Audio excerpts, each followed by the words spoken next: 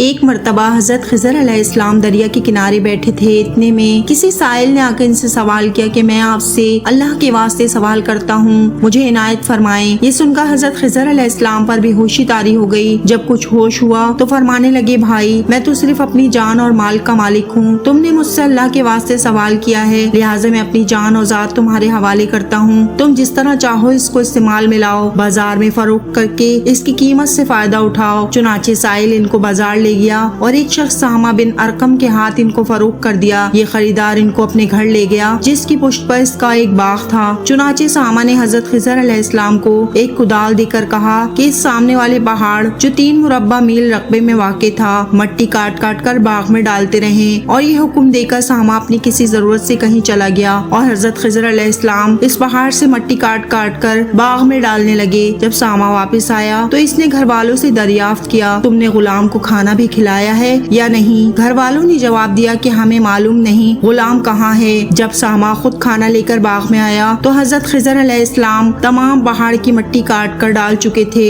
اور اپنے کام سے فارغ ہو کر اپنے مولائے حقیقی کی عبادت میں مصروف تھے۔